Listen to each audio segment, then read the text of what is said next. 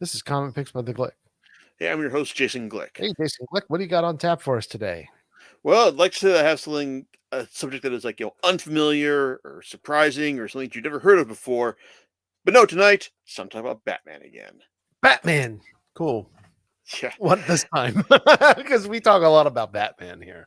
Yeah, we do talk a lot about Batman on this podcast and on the blog as well. But at the same time, it's been a while since I've mentioned Batman on the podcast, for reasons. But hey, it's like we've actually come to the end of Tom King being a monthly presence, in the Batman, it's like in the Batman universe. Well, I mean, not quite. I mean, he's doing like a Batman meets Joker for the first time story in the upcoming Brave and the Bold series. But it's like he's no longer on Batman Monthly, and no, he doesn't have his consolation prize miniseries Batman and Catwoman like to go on as well. But it's like that's we'll get to that in a bit. But basically, King is a writer. It's like who gained an initial fame for being like a former CIA operative who basically transitioned into the comics writing business. Like first through working on like the like Dick Grayson spy series Grayson with writer Tim Seeley, and then to the Omega Man Maxi series, which gained a lot of critical acclaim, so much so that DC basically said, "Okay, we want you to be our next Batman writer." And King basically told them, "Yeah, I'll do that, as long as you don't cancel my goddamn Maxi series, like about the Omega Man." So there you go. Oh, and in the meantime, he also did a 12-issue Vision series for Marvel, which a lot of people liked, and I thought was fine because it kind of felt like he was trying to hammer a specific story into the Vision's character, without actually considering whether or not actually made like a lot of sense. Um, his Batman stuff that I read after I following Scott Snyder's run for a good long while. It's like, yeah, I figured, hey, it's like I was in the monthly Batman reading like phase, so I figured, hey, let's check this out. And and it was all right. I mean, the first story is basically what happens when Batman finds a um level um Superman level Superman level of sidekicks, basically Gotham and Gotham Girl, like the sons of some very very rich Gothamites who basically found a way to afford a procedure that transformed them into superheroes, and they wanted to help save Gotham. The same way that Batman wanted to, and it's like they wound up saving his life in the first proper issue of King's run.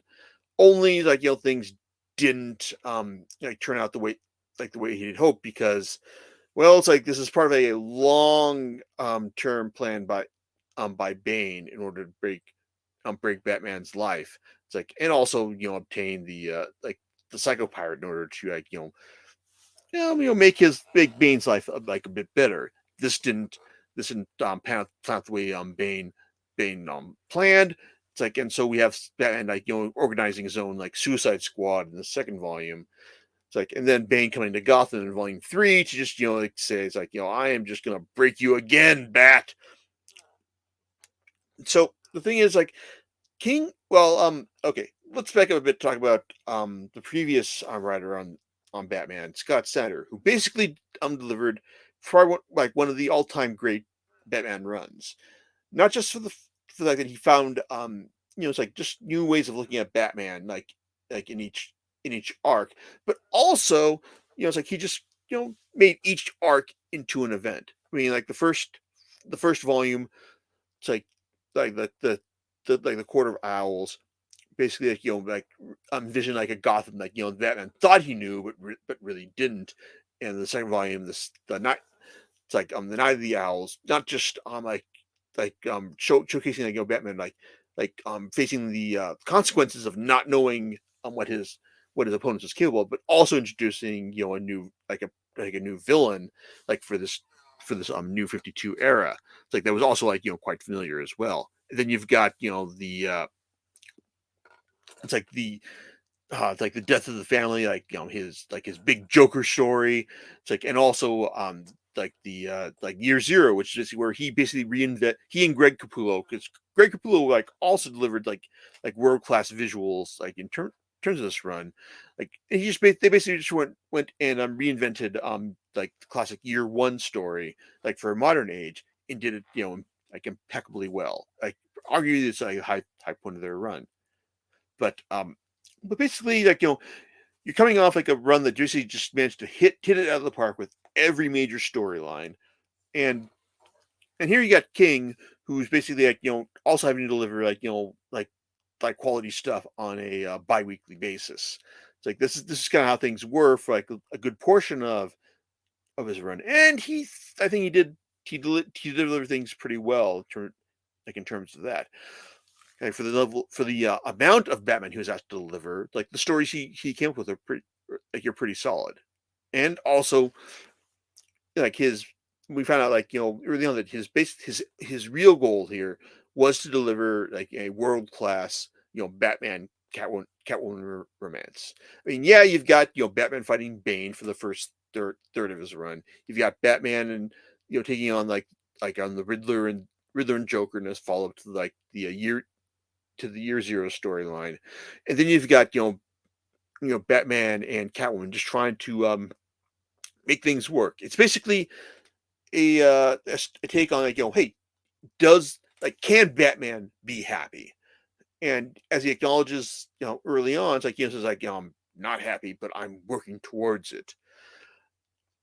And it's like, and I think a lot of people were like rooting for them. In fact, King does a good job making us root for them as as Batman like was someone like who was like very very stern, very very angry, very dark and grumpy. It's like and he it's like but he also like like makes Catwoman like a proper foil to that. It's like to all that angst, and makes you want to like see you want them to be happy together, even if you have this naive feeling that oh wait the status quo is that Batman has to be like a solid stoic solitary figure, so they can't actually be happy together. It's like the rules of the status quo won't allow them, and that's kind of what happens in the like when it comes time to have their wedding, because it turns out that oh no, Batman's wedding isn't going to happen, but it's all an evil plot by Bane. So then you get like several volumes of Batman, just like dealing with the consequences of that, just realizing that hey, if I can't be happy, then what can I be? Oh, and then my adopted son, Dick Grayson, gets shot in the head and can't remember who he is anymore. It's like, oh my god, I'm even less happy now. It's like, oh, and then my dad from another timeline, the Flashpoint of Batman, Thomas Wayne, has showed up here, and he doesn't want me to be Batman because he's Batman. It's like, and he wants me to be happy, but without me being Batman. But I can't be happy unless I'm Batman. So, yes, this really sounds incredibly silly, the way I'm saying it right now. But that is kind of how it plays out, and I think that like King does a good job like committing to this stuff, and he also like like portrays like a lot of like interesting stories like along the way, such as like Booster Gold, traveling to like an alternate universe, in order to like find a Batman whose parents are still alive, and just like screwing things up completely in the process, or like what we get when just when Batman has to bring Catwoman to Talia al Ghul, his the wife, his baby mama, and then having to sort things out because hey, if Talia doesn't think like this is like she's worthy of like being the bride of the Bat, then obviously she's going to kill her. You can probably guess how that turns out. It's like oh, it's like and also the infamous like see 8-issue run of Nightmares where basically like this is the storyline that basically got Tom King kicked off Batman, because not only did this plow Batman out of the top 10 sales wise, but it also like had him selling less than the Incredible Hulk, which to be fair was being written by Al Ewing and illustrated by Joe Bennett in their like it's like Immortal Hulk, like it's like all timer run. But at the same time, and Batman's being outsold by the Hulk, DC is kind of looking at this and going, no way. It's like we need to find like someone else who's going to do things. So even though it's like I really enjoyed Nightmares, in its like single volume form, because hey, when you're doing like 8 stories about Batman, it's like confronting like like all a lot of issues in his mind, even if they're really dumb, like Bruce Wayne, the boy who has Thomas and Martha like scarred on his cheek and believes that he's just like the real. It's like like Bruce Wayne is just really dumb. It's like you also got like it's like King. It's like Batman and Professor Pig. Just like doing out a beautiful ballet of destruction with each other. It's like Batman trying to like force a question from Catwoman about the Catwoman in his mind about why she left him at the altar. Oh, and also Batman and the Joker reenacting like Wile E. Coyote and the Roadrunner. It's like in it's like in a really ridiculous like descent to the bottom, but it's just like kind of like in a lot of like King's way that he embraces the like the utter ridiculousness of Batman's run. He is someone who just like take everything that is just that's been like silly about the character, like his golden age exploits, his silver age exploits, and he'll just like run with this. I mean, like this is like he's a guy who like will just have Catwoman just say meow as a completely unironic turn of phrase, and just hey, like have that work in the context of the story. Oh, and also he'll get like Amanda Connor to like draw a story about Lois Lane and Catwoman having their bachelorette in the Fortress of Solitude, which is great fun, and also more part of the Nightmare story. Oh, but then it all climaxes. These are like the monthly adventures. It's like in City of Bane, where like Bane has like finally taken over Gotham. It's like as a result of like his efforts to break the bat, but only because he teamed up with his dad Thomas Wayne, the Flashpoint Batman, to do so. And what you get there is a classic Batman who's just like trying to like fight against all the odds that are stacked against him, and just taking out the people who have like like just um just ruin his life, like trying to show that you can't be Batman anymore. It's like, and just basically like, just showing him that like that he's lost. And of course we know that's not true, because Batman always wins, and of course he wins here, but there's like there's a cost here, because well, it's like, I guess not really a spoiler at this point, but say that Alfred is dead, and it's not necessarily Bruce's fault, it's really Damian's fault. But this is essentially meant to be a story that led into like a big epic of Batman, not of Bruce Wayne not being Batman anymore, that was supposed to lead usher in a new like status quo for the DC universe at large, called 5G. If you're curious about like what this is meant to be, just say DC Universe 5G and look it up on Bleeding Cool, because Rich Johnson did a really like I wouldn't say a big in-depth series of articles of this. Basically, it's like he did like a lot of little articles about this that spotlighted this, and it was essentially meant to be like lead into a storyline where like Bruce Wayne wasn't Batman anymore, and that Jace Fox was the new Batman, by by John Ridley. And while Ridley did get a chance to make Jace Fox Batman, this is only in a like a separate timeline that I'm still not curious, still kind of wondering about, and still didn't quite measure up to be like, hey, if you want to be like a new Batman, your story has to be this good. And it was fine, and what I've read of it is just okay, but definitely not good enough to be followed in hardcover. And it was all right as far as what I read. So there you go. It's like, I guess if you're gonna if you want to replace, I guess the moral here is like, if you want to replace Bruce Wayne as Batman, your choice have to be a lot better than that. And but City of Bane, like was a good enough capstone to King's run, since hey, showed a Batman like against the odds, like you thought he was like beaten by everyone on all sides, but hey, like he pulled through, and he showed everyone that he was still like the guy who saw the angles and was able to beat up anyone like who was like going to like do wrong to him and his city. So it's good. It's a good run. It has a King's Run has ambition. It doesn't connect with every single thing that he aims at. But it's like if you're looking for a solid Batman run, then I'd recommend it. Just for the ambition. But then you've got like the stuff that's been sitting on my shelf for a little while now. Not just because like I've been trying to catch up on writing and all, but well, it's like because King was originally planning a 100 issue run on Batman, and he got kicked off before that could happen. And James Tynion IV took over, and I'm still maybe I'll read his at some point, but it's gonna have to wait until it's in like proper like 2-in-1 volume editions, much in the same way that City of Bane was collected in one proper soft cover.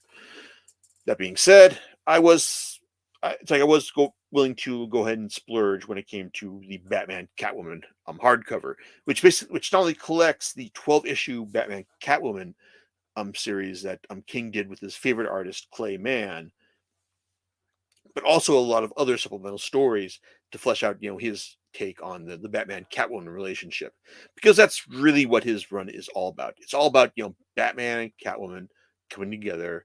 It's like, and just like him trying to tell like a big epic story about them, the meeting, them coming together. It's like you know coming together. It's like then they're it's like I wouldn't say they're very domesticated years, but them having guests together, and then Selina having to deal with Batman. It's like having died due to cancerous causes, thanks to Dr. Phosphorus, which is also a story like that is collected in this hardcover as well. But the big 12-issue storyline here is actually 3 stories in one.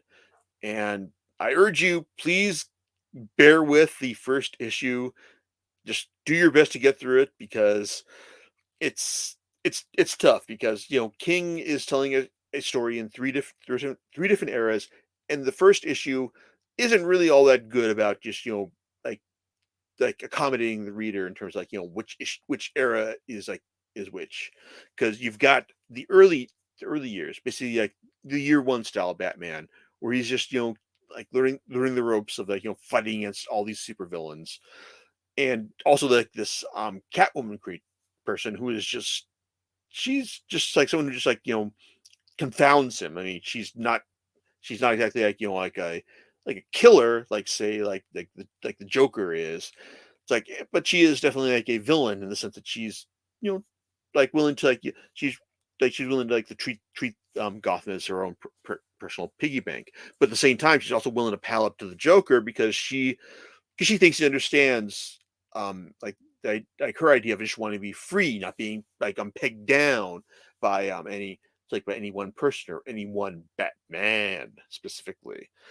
Then you've got the present day, which is when Batman and Catwoman are much more on the same wavelength. It's like, and if I had to make a bet, this is definitely after like this takes us after the City of Bane storyline. When Batman and Catwoman, like they haven't really like married yet, but they're on a much more like similar wavelength. And then come into their lives comes one like Andrea Beaumont. It's like who is just looking to like like reconnect with Bruce, but also take out the Joker for what she for like for previous grievances. Come back to her in a second.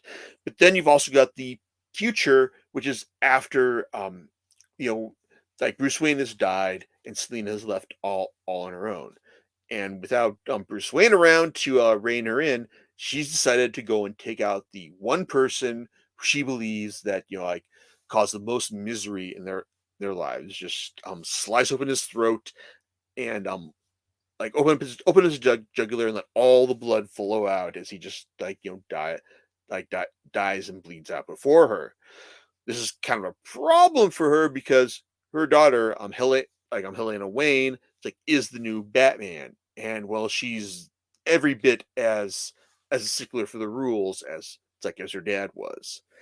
These are the three different time periods and three different storylines that King and artist Clayman are telling over the course of Batman and Catwoman. And overall, it's I think that they're all pretty interesting. It's in the sense that they do a good job of showing you just how Batman and Catwoman came together, and just and his and King's ultimate theories about the characters themselves. That Catwoman is basically someone who is just she is a bad person, pretending to be good, but someone who is able to be good because she had Bruce Wayne to support her over all that time, and at the same time she's also someone who can get Bruce Wayne Batman to actually ask her to do something, in the sense that hey, Batman is he's kind of selfish, he's especially to do things without having him ask them, but no, she's the one who actually got him to ask her to spare this particular villain's life. It's but when he's gone, well, all bets are off. It's and it's interesting to see how she plays out with how things play out there. It's an interesting story. It's maybe King could have like structure things a bit cleaner in terms of making sure that we were clear on each particular time frame, but that's actually something else that you're just probably gearing up for his final Batman story on a monthly basis. But also the thing is, I mentioned Andrea Beaumont, and I'm sure some people some listeners here will hear this and go, "Wait a second, wasn't she the Phantasm? From Batman, Mask of the Phantasm?" Yes, yes, she is. This is her first in continuity DC Universe appearance. Assuming that you believe this to be a in continuity DC story, because this is published under the Black Label line, which is basically mature readers superhero comics, and stuff that DC basically realizes we don't know when we want to place this continuity lies, so let's just go put this in the Black Label line. So there you go. But the thing is, though, is if you didn't know who she was, if you hadn't seen Batman Mask of the Phantasm, if you weren't aware that she was a mobster's daughter whose father was killed by the Joker, you're going to be a bit lost here, because King does not catch you up on this. I mean, you can understand, you're able to infer a bit that the Joker did some bad stuff to her. That's why she's got a mad on for him. But I will admit that and that actually works when you find out what her connection with the Joker in terms of the story that King is telling. It's really interesting and really kind of disturbing, because the Joker is plays her really good in a really disturbing way. That's really true to the way he writes the character. And I gotta admit, King writes a really good Joker, someone who is just which is who's he loves to have a good joke at a character's expense and not kill him. But then he'll also just say, hey, it's he'll just kill them, regardless. It's there's there's one short 8-page story where he's just waiting to get some guy's house. He's I'm waiting for the Batman to send me his invitation to his wedding. And this guy is just kind of wondering, why did the Batman send your invitation to my house? It's just that kind of insanity. It's he does he really does a great unstable Joker, where you just not sure what he's gonna do. It's and also in a really disturbing moment that serves as the crux of his war and the jokes of riddles moment. He actually serves as the one line in the sand against Batman's vow of not killing anyone, which he thinks, now that's funny. It's and that's really disturbing to think that the Joker was all that stood between Batman and his vow against not killing at one point. And but also just the fact that he's just someone who just is just like on one hand, like he can be like perfectly like utterly normal, like and then just like murder someone without thinking, and just like just be like like just really crazy. Like at one point in the story, he basically like when he realizes like that Andrew Beaumont is coming to kill him, he begs Batman and Catwoman, please take me in. It's like save me from this person who wants to kill me, and Batman like agrees because Batman's not going to doesn't want anyone to see to die.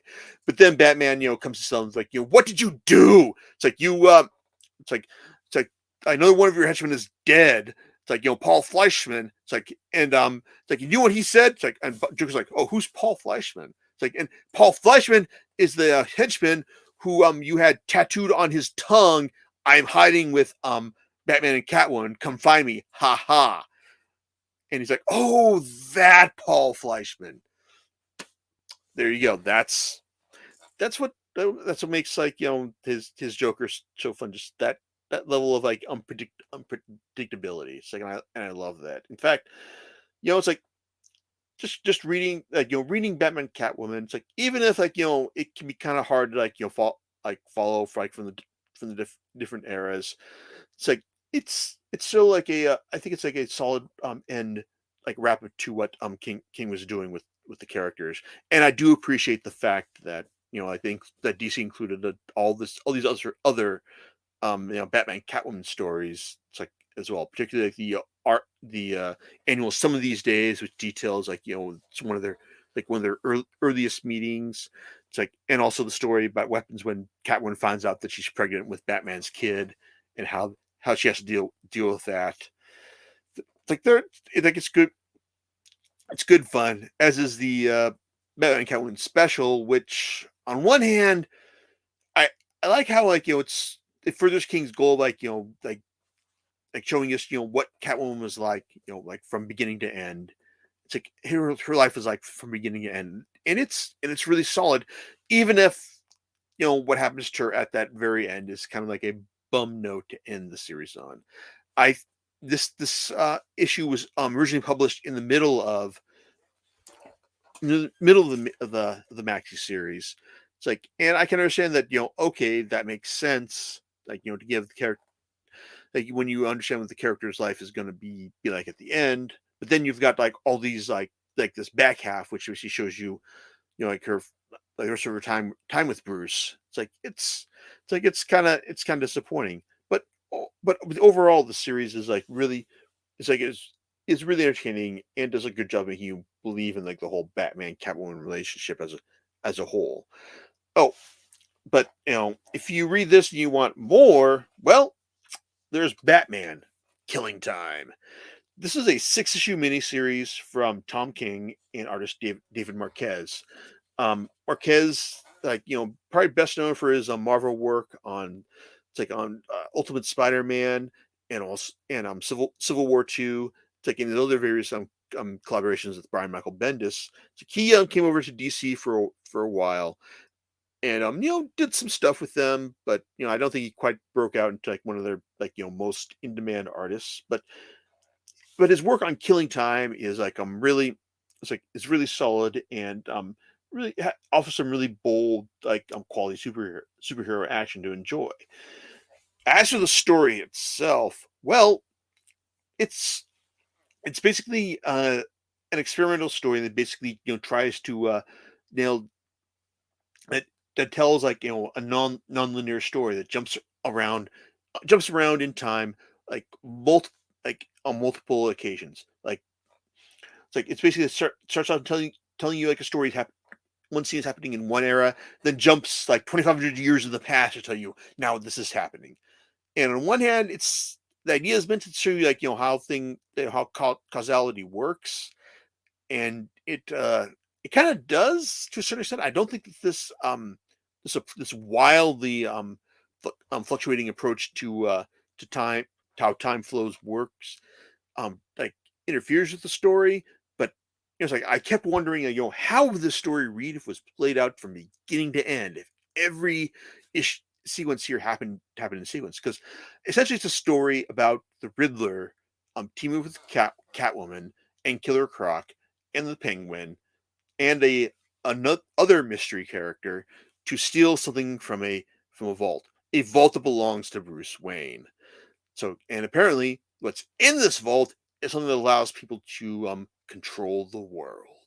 So yeah, like, it's all about like because at one time Batman got his hands on an artifact that allowed him to control the world, and he couldn't bring himself to throw it away, but he couldn't actually bear part with it as well.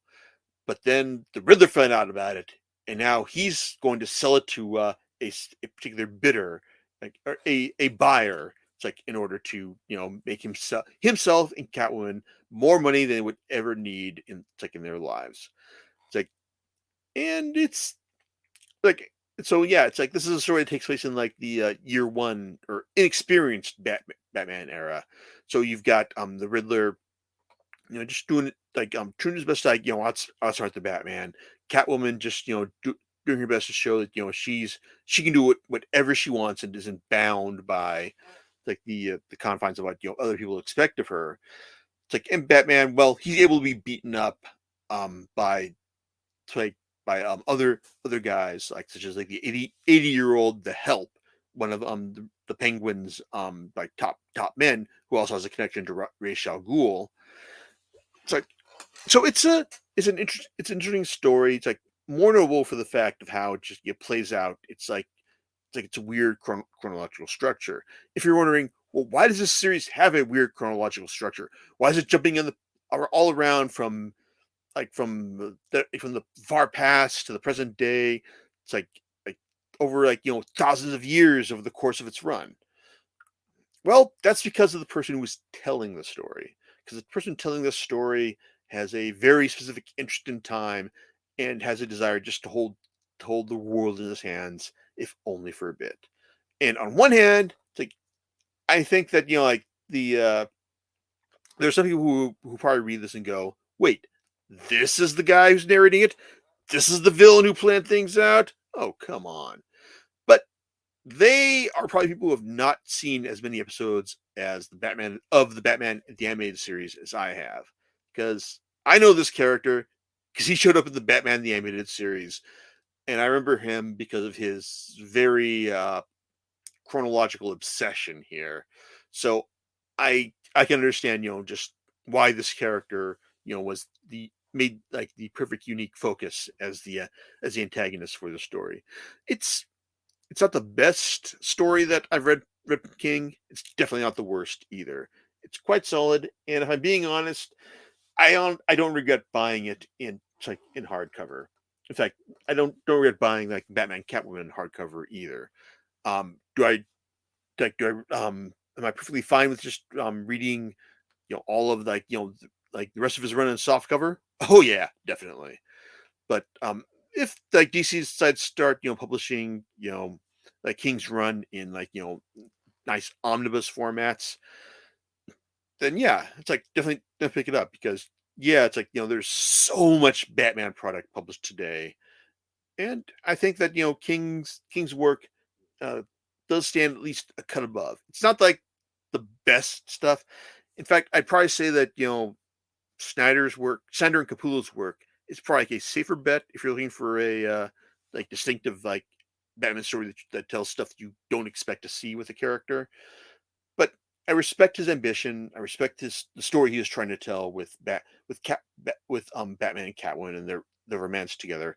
I think that that he told like a good solid superhero romance, which is a lot harder than you'd expect, you know, with these kinds of characters. So give it a shot if you like good Batman stories. So yeah, I enjoyed his work, and I'll probably like look forward to seeing whatever else he does with the character, because he's not quite done with them yet. Cool. Like a slight cut above. Yeah, Cool. Yeah. I'm not going to mention. I've watched a lot of the Batman animated series. I think that's a unique perspective. yeah. It's like, I think there's definitely like a certain amount of respect for that series as well, because like that series like appreciated every era of Batman, no matter how silly it was.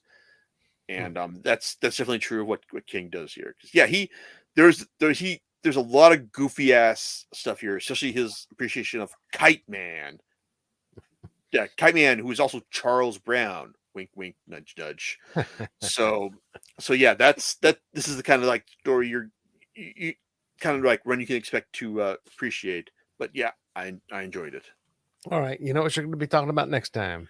It's like, well, I'm not 100% sure with it, but it's probably going to be Al Ewing and Simone DeMeo's "We Only Find Them When They're Dead," which is a story about people finding gods when they're dead, carving them up, eating their bodies, and then one person's quest to figure out just where they come from and why we only find them when they're dead.